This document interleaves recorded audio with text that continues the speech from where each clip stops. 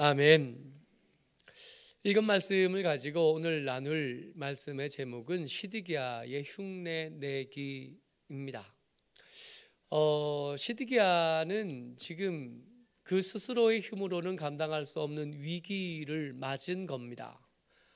예루살렘을 제외하고는 땅을 다 뺏긴 거죠.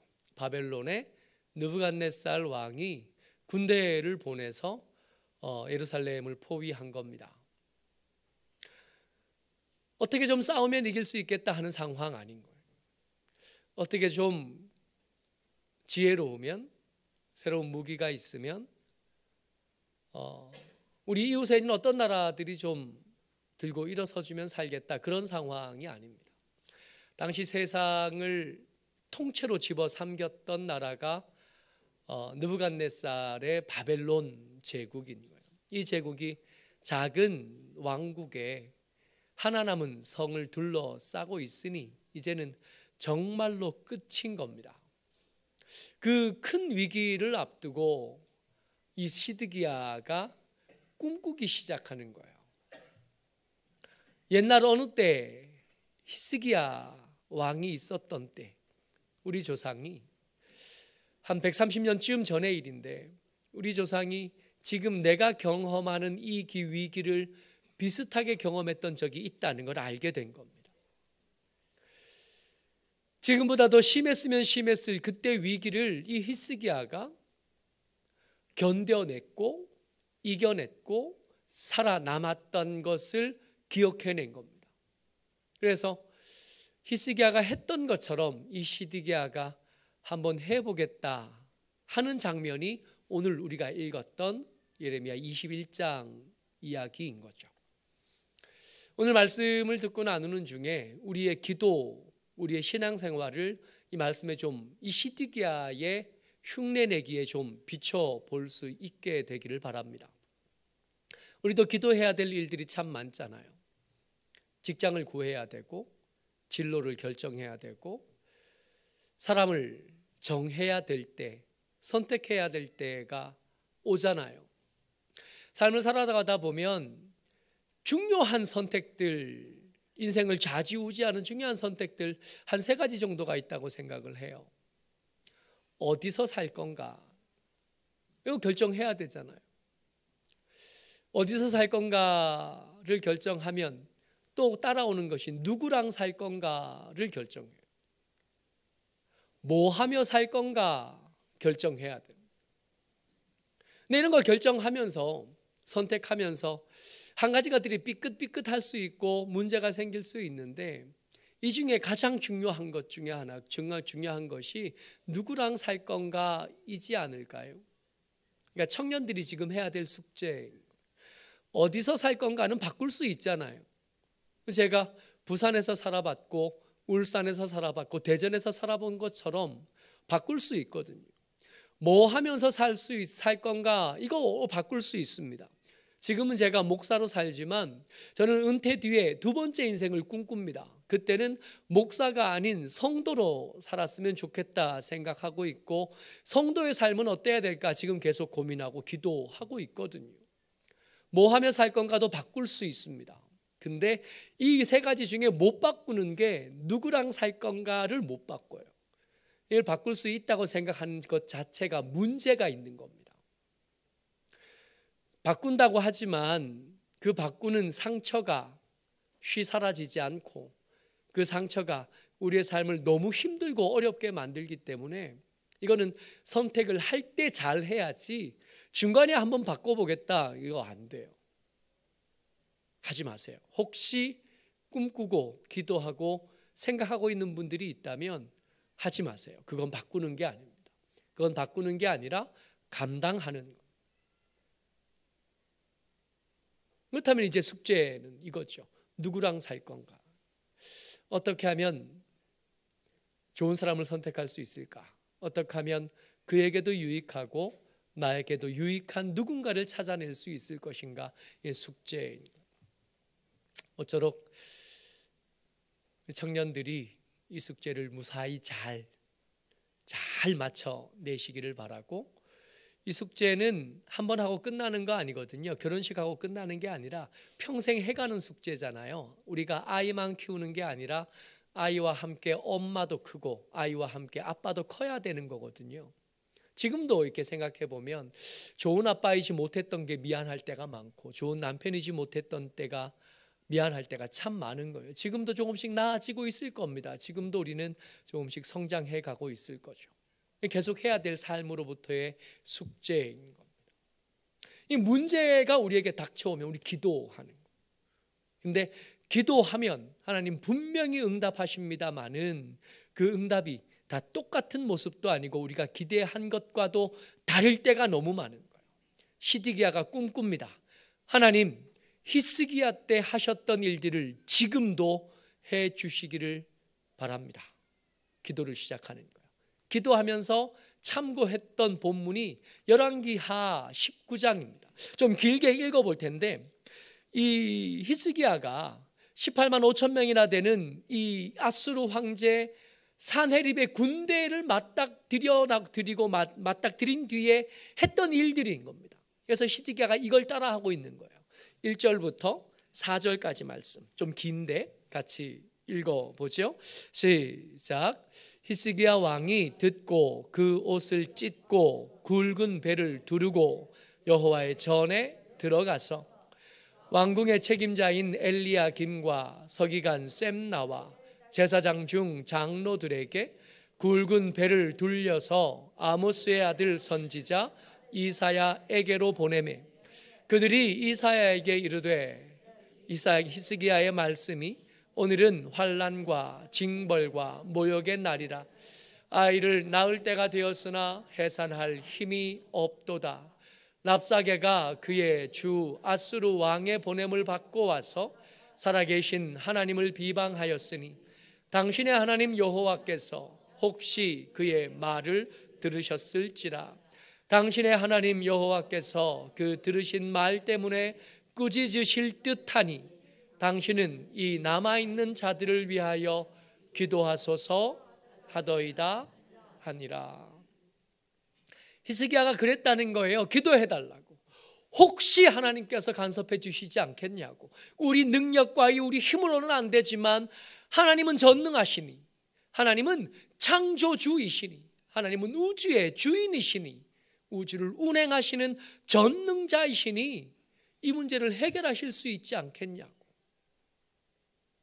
히스기야가 그렇게 이사야에게 사람을 보내고 이사야와 함께 이 산헤립이 보낸 편지를 여호와의 성전에 이렇게 올려놓고 밤새 기도합니다. 그리고 하나님께서 그 밤에 일하신, 하나님께서 그 밤에 일하시고 역사하셔서 그 성을 둘러쌌던 18만 5천 명을 밤새 천사 하나, 성경이 얼마나 재미있냐면 열왕기하 19장 이 말씀을 쭉 읽어가다 보면 하나님의 천사가 내려왔다 그러는데 그 히브리어 단어를 천사라고 쓸 때 단수를 사용해서 써요. 히브리어에는 단수와 복수가 굉장히 엄격하게 나뉘거든요. 어떤 단어 뒤에 임, 제 성씨가 임이잖아요. 임이라는 전미사를 이렇게 딱 붙여놓으면 이거는 둘 이상 복수라는 의미가 됩니다. 근데 이 천사에는 임이 붙어 있지 않아요. 하나가 내려온 거예요. 천사 하나가 이렇게 내려와서 18만 5천 명을 이 사람들이 언제 죽었는지도 모르게 싹 죽여놓습니다. 시드기야가 이걸 꿈꾸는 거예요. 그래서 이걸 꿈꾸니까 그도 똑같이 합니다. 우리가 아까 읽었던 말씀 21장 1절에 보면 말기야의 아들 바스훌과 제사장 마아세야의 아들 스바냐를 예레미야에게 보내니라. 히스기야가 왕궁 맡은 관리와 장로들과 제사장들을 이사야에게 보냈던 것처럼 시드기야가 하나님의 사람들, 그 중에 높은 사람들, 신뢰할 만한 사람들을 선지자 예레미야에게 보내서 같이 기도해달라고. 혹시 하나님께서 그때 아수르 황제의 군대와 싸우셨던 것처럼 이번에 바벨론 황제의 군대와 싸워주시지 않겠나 하는 기대를 가지고 사람을 보낸 겁니다. 기도의 내용도 굉장히 흡사해요. 혹시 반드시 해주셔야 됩니다. 이렇게 감히 말 못한다는 걸 시드기야도 압니다. 반드시 해달라는 게 아니에요. 혹시. 히스기야가 그랬던 것처럼 시드기야도 혹시. 모쪼록 저와 여러분들 때때로 문제 앞에서 하나님 앞에 기도할 때가 있을 텐데, 그 기도할 때 히스기야에게 응답하신 하나님이 우리를 불쌍히 여기시고 우리를 위하여 싸워 주시게 되는 그 큰 경험들과 은혜를 함께 경험하게 되시기를 주의 이름으로 축복합니다. 근데 이런 바람을 가지고 말씀을 나누는데 여러분 반드시 기억하셔야 돼요. 히스기야와 시드기야에게는 건너지 못할 만큼의 큰 차이가 있습니다. 그 차이를 알지 못하면 기도 시간이 아무리 길어도, 기도하는 목소리가 아무리 커도 결과가 똑같지 않아요. 이 시드기야에게 하나님께서 응답하십니다. 그 응답하신 이야기가 길게 나와요. 그것 중에 우리가 기억해야 될 21장 8절입니다. 같이요, 시작. 여호와께서 말씀하시기를 보라, 내가 너희 앞에 생명의 길과 사망의 길을 두었나라. 너는 이 백성에게 전하라 하셨느니라. 기도하고 있잖아요. 기도하고 있으면서 하나님, 그때 우리 조상 히스기야가 왕에게 응답하셨던 것처럼 오늘 우리에게 응답하여 주옵소서. 기도하고 있는 사람에게 응답하셨는데 그 응답이 두 가지로 나타났다는 겁니다. 하나는 생명의 길이고 하나는 사망의 길이에요. 먼저 살펴볼 것은 사망의 길입니다. 이 사망의 길 쭉 너무 길게 나와서 제가 요약했어요. 21장 4절에 뭐라 그러냐면 너희 손의 무기로 너희를 치겠다 말씀하십니다. 하나님께서 살려달라고 하신 당신의 백성들의 왕에게 응답하신 내용입니다. 우리가 기대한 것과는 전혀 달라요. 21장 5절에 진노와 분노와 대내로 너를 치겠다. 하나님의 진노하심을 진노, 분노, 대노로 나누어서 굳이 말씀하신 거예요. 하나님의 분노가 얼마나 큰지, 하나님의 진노하심이 얼마나 무서운지를 하나하나 곱씹어가면서 말씀하고 계시는 거예요. 누구를 치겠다고요? 너희를 치겠다는 거예요. 사람을 보내 예레미야에게 기도해달라고 부탁하는 시드기야 너를 치겠다. 너와 함께 있는 내 백성들을 치겠고 네 군대를 치겠다. 기도 제목은 뭐였어요? 성 밖에 있는 이방인들을 치십시오 하고 기도했더니 아니다. 네 손에 있는 무기로 너를 치겠고 내 분노로 너를 치겠다. 21장 6절에는 큰 전염병으로 너희를 치겠다. 여러분, 전염병에 여기서 등장한 전염병은 하나님의 손에 들린 하나님의 무기입니다. 그 뒤에 21장 7절에 보면 그러고도 남은 자가 만약 있다면 너희 손의 무기를 너희에게 돌려 너희들을 치고 내 진노와 분노와 대노함으로 너희를 치고 내 전염병으로 너희를 치고도 그러고도 남은 자가 있다면 그 남은 자는 내가 느부갓네살에게 맡기겠다. 그러니까 지금 이스라엘 백성들이 걱정해야 될 것은 성 밖에서 진치고 있는 느부갓네살 왕이 아닌 거예요. 지금 시드기야가 걱정해야 될 것은 밖에 있는 더 많은 군대, 세상을 제패하고 있는 저 강력한 군대가 걱정거리가 아니라 진짜 걱정해야 될 건 뭐예요? 하나님의 안색이, 하나님의 마음이 어떠신가, 하나님의 뜻하신 게 뭔가, 하나님이 뭘 하려고 하시는가, 이게 지금 너무 중요한데 시드기야가 이것도 지금 잘 모르는 거예요. 지금 길 두 가지가 있었다 그랬잖아요. 하나는 사망의 길, 하나님의 생명의 길. 좀 전에 살펴본 것이 사망의 길이라면 지금 읽을 것은 생명의 길입니다. 21장 9절이에요. 같이 시작. 이 성읍에 사는 자는 칼과 기근과 전염병에 죽으려니와 너희를 애워싼 갈대아인에게 나가서 항복하는 자는 살 것이니 그의 목숨은 전리품같이 되리라. 여러분, 이거 하나님께서 두 가지 길을 말씀하신 거예요. 하나는 생명의 길이고 하나는 사망의 길인데, 사망의 길은 하나님의 손에 얼반 죽고 남은 것들은 느부갓네살의 손에 죽는 게 사망의 길. 생명의 길은 뭐예요? 성 안에 있다가 하나님의 손에 죽지 말고 나가라는 거예요. 나가면 누구 손에 잡혀요? 느부갓네살의 손에 잡힐 겁니다. 그러면 그 생명은 이제 내 생명, 내 인권, 내 주장, 내 이름이 주관하는 게 아니라 뭐가 주관하게 될 거예요? 나를 전리품으로 소유하게 된 느부갓네살이 주관하게 될 겁니다. 이제는 내 생명은 내가 주관할 수 없고, 내 삶의 길은 내가 선택할 수 없고, 내 길은 내가 가는 게 아니에요. 주인의 뜻을 따라가게 될 겁니다. 이러고 보면 생명의 길과 사망의 길이 별로 다르지 않아 보이는 게 문제인 거예요. 하나님이 생명의 길을 가르치셨습니다. 그래서 아멘하고 순종하고 그 생명의 길을 걸으면 어떻게 될 거냐면 좀 잘 됐으면 좋겠잖아요. 평안한 길이었으면 좋겠고, 잃었던 재산도 얻고, 잃었던 건강도 얻고, 포기했던 것도 다시 얻게 되고, 씨 뿌렸던 것에서 30배가 나게 되고 60배가 나게 되고 100배가 나게 되는 삶을 기대할 텐데, 하나님이 가르쳐 말씀하신 생명의 길은 그게 없다는 거예요. 없다 정도가 아니라 너희는 전리품이 될 거야. 너희는 어떤 사람의 수고의 대가가 될 거예요. 노예가 될 거고, 재산 목록이 될 거고, 여차하면 팔아서 더 좋은 것, 더 귀한 것으로 바꾸게 되는 교환의 수단이 될 거야. 그렇게 말씀하시는 거예요. 우리가 기대하는 응답과는 너무 다른 거예요. 어쩌다 이렇게 됐나 알아야 돼요. 어쩌다가 이 지경까지 되었는지 알아야 됩니다. 우리가 시드기야처럼 되지 않으려면 기도하지 않았다는 게 얘기가 아니잖아요. 기도했거든. 여러분, 그 밤의 기도가 얼마나 간절했을까요? 그 밤의 기도의 목소리가 얼마나 간절한 부르짖음으로 가득 찼을까요? 기도했는데 하나님의 응답이 우리가 생각한 것과 달라도 너무 다른 겁니다. 어쩌다 이렇게까지 됐나 말이에요. 순종은 없고 막연한 기대만 있었습니다. 기도하는데, 기도할 때 내가 어떤 옷을 입을 건가? 기도할 때 내가 어떤 자리에서 기도할 건가? 기도할 때 내가 누구와 함께 기도할 건가? 여러분, 이것보다 더 중요한 거, 기도하러 갈 때 나의 삶은 어떤 모습이어야 되나? 이게 먼저입니다.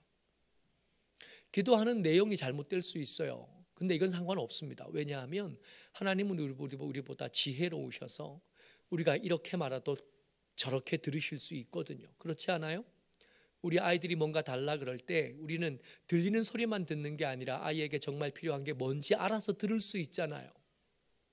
우리가 아이를 키울 때 아이가 울면 그 우는 것으로 의사를 표현했는데, 그 표현한 의사를 우리는 찰떡처럼 알아들을 수 있잖아요.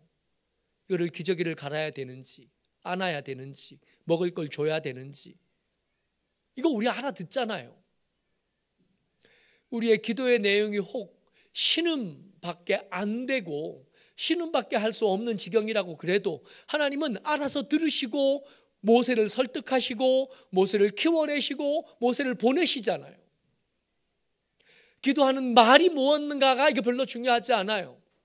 기도하는 그 사람의 삶이 어떤가가 중요하다. 이 시드기야가 기도하고 있는데, 이 기도하는 내용들, 기도하는 그의 모습들을 이렇게 살펴보면 하나님이 왜 이렇게까지 이렇게 잔인하게 응답하셨는지를 납득하게 됩니다. 하나님의 요구는 굉장히 명백해요. 하나님께서 여러분들과 제게 요구하시는 삶의 모습은 굉장히 단순하고 명명백백합니다. 한 번도 이게 혼란했던 적이 없어요. 21장 12절입니다. 같이요, 시작.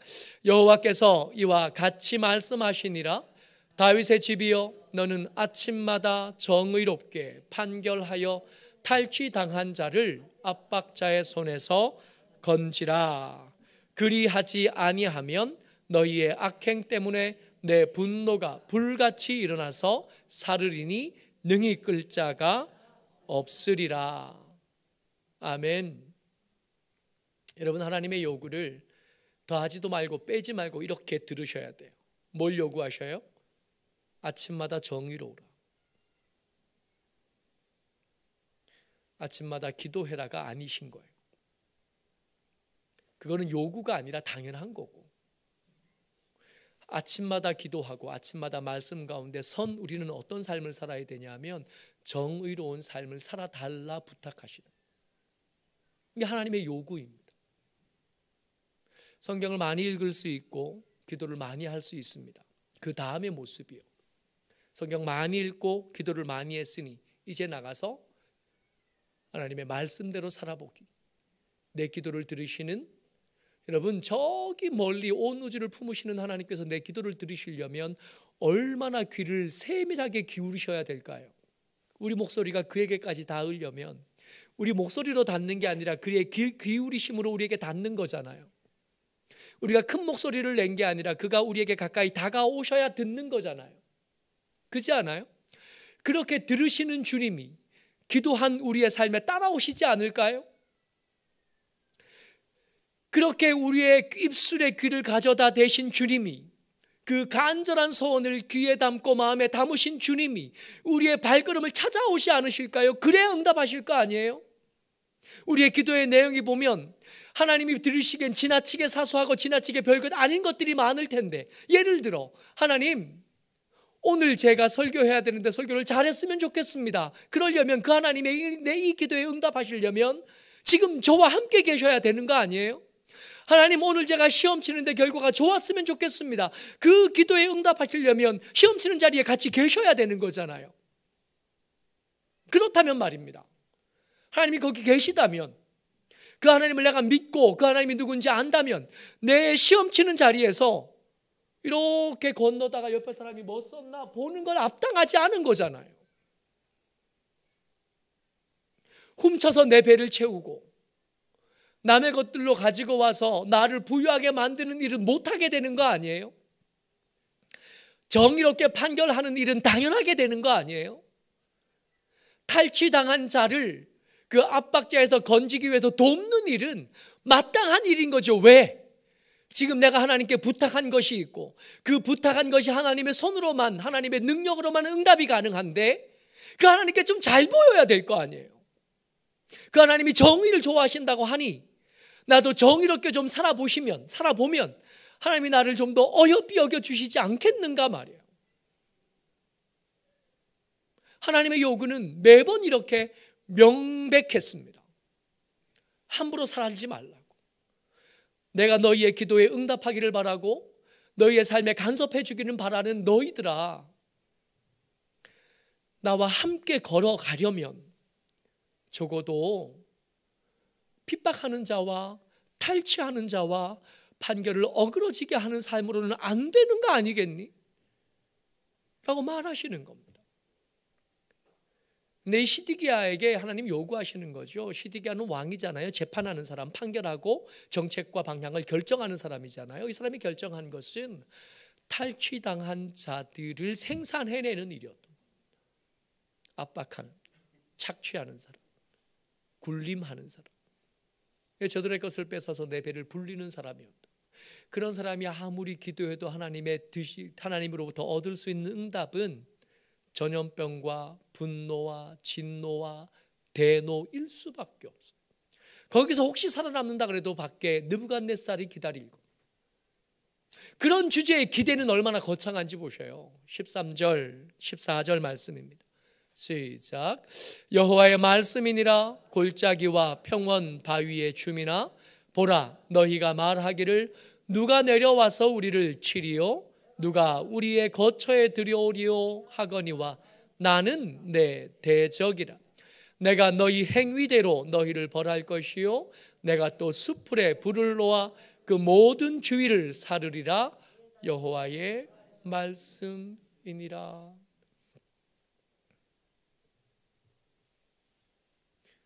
그런 주제에 뭐라고 말하냐 하면, 누가 우리를 치겠냐, 누가 감히 하나님이 계신 이 성전에 들어와서 약탈하겠냐. 하나님의 성전이 여기 있으니 나는 성전에 사는 사람이고 예배하는 사람이고 헌금하는 사람이니 내 삶과 전혀 상관없이 하나님의 긍휼을 입고 하나님의 도우심을 입고 하나님의 지키심을 입겠다. 그렇게 말하면서 살았다는 겁니다. 기도도 했으니까. 용한 선지자 예레미야에게 기도 부탁까지 했으니까 말입니다. 밖에 있는 느부갓네살이 문제가 아닙니다. 나는 네 대적이다 말씀하시는 하나님이 더 문제입니다. 느부갓네살은 용케 도망이라도 가겠지만 하나님의 손은 어떻게 피할 거예요?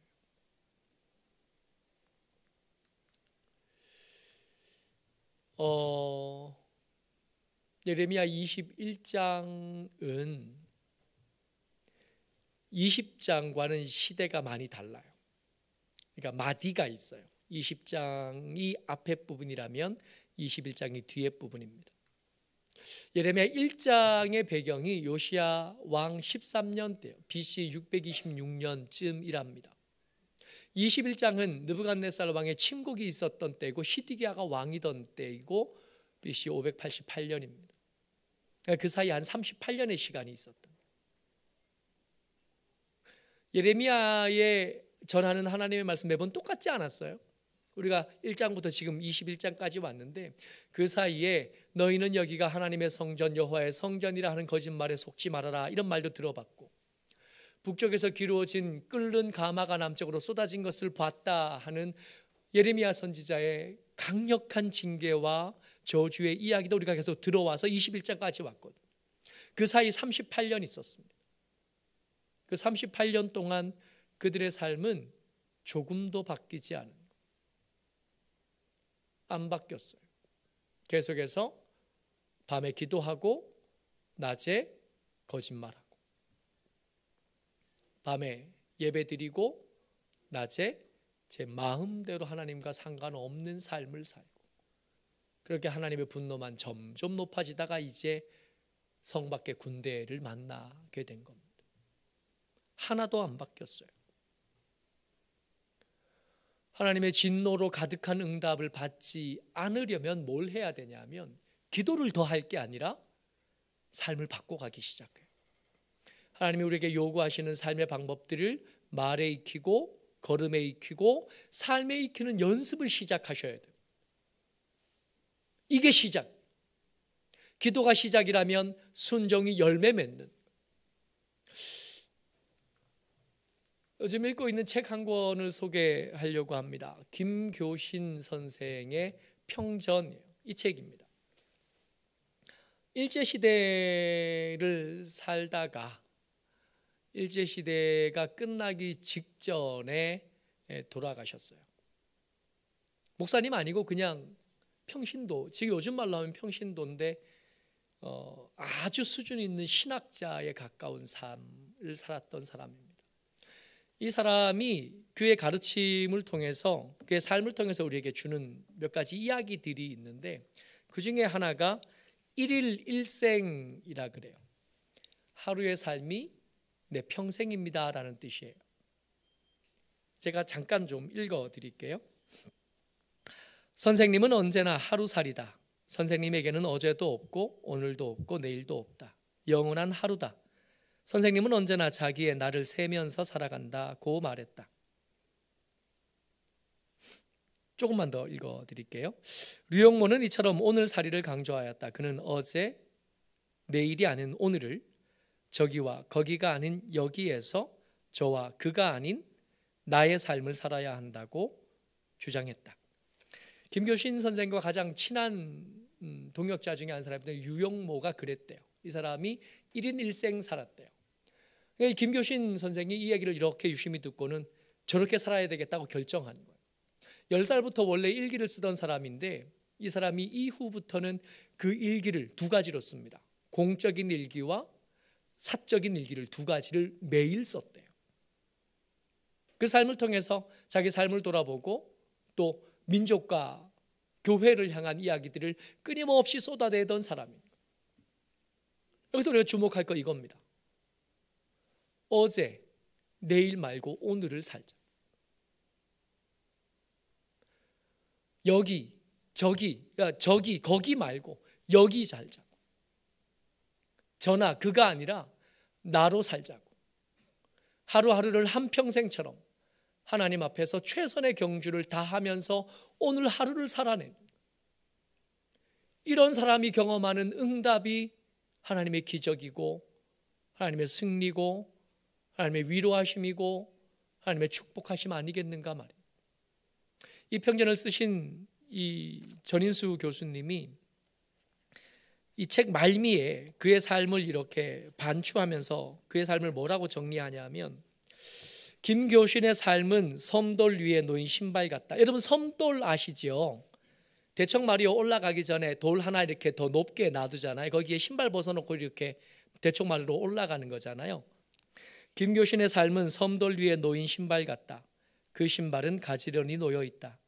어떤 신발은 섬돌 위에 있으나 어지럽게 널려 있고 어떤 신발은 섬돌 밖에 떨어져 나뒹군다.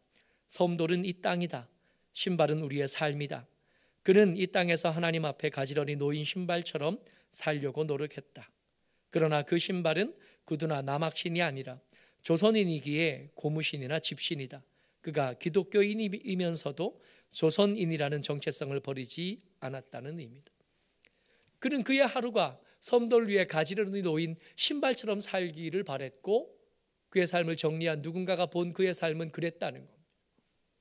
여러분, 우리가 기도를 얼마나 더 잘할 건가 너무 중요하고 우리가 가르치고 싶고 우리가 배워야 할 것이긴 하지만 이거 반쪽이에요. 수레의 바퀴 한쪽이에요. 나머지 한쪽 바퀴를 든든히 세워야 될 텐데 이 나머지 한쪽 바퀴를 어떻게 세울 거냐 하면 기도했던 것, 이 기도를 들으시는 하나님 앞에 순종하는 삶을 살면서 이 두 바퀴가 넉넉해지는, 이 두 바퀴로 된 삶을 잘 굴러가다 보면 우리 인생을 우리 아들들이 바라보고 우리의 딸들이 바라보고 우리의 후배들이 바라보면서 우리 아버지의 인생은 하나님 앞에서 마치 섬돌 위에 가지런히 놓인 신발 같았다 말해줄 겁니다. 그리고 그 삶을 챙겨주시기 위해서 부지런히 일하셨던 하나님을 간증할 일들이 태산처럼 많아지게 될 겁니다. 어쩌면 우리의 기도가 응답받지 못하는 것은 기도의 문제가 아니라 순종의 문제인지도 모르겠습니다. 하나님을 배워가는, 하나님이 요구하시는 방향에 아멘 해가고 그렇게 조금씩 삶을 바꿔나가는 저와 여러분 되시기를 주의 이름으로 축복합니다. 이 시간 같이 잠깐 기도했으면 좋겠습니다. 지금 기도할 때 이 기도 제목은 이겁니다. 하나님, 우리가 기도도 하지만 순종하는 삶을 살게 하여 주옵소서. 주의 말씀을 따라 한 걸음이라도 걷게 하시고 주의 말씀을 따라 사는 삶을 몸에 익히고 삶에 익힐 수 있게 하여 주옵소서. 이 버겁고 힘든 일을 할 때 주의 긍휼을 얻게 하여 주옵소서. 우리 소리내어서 같이 한번 기도합니다.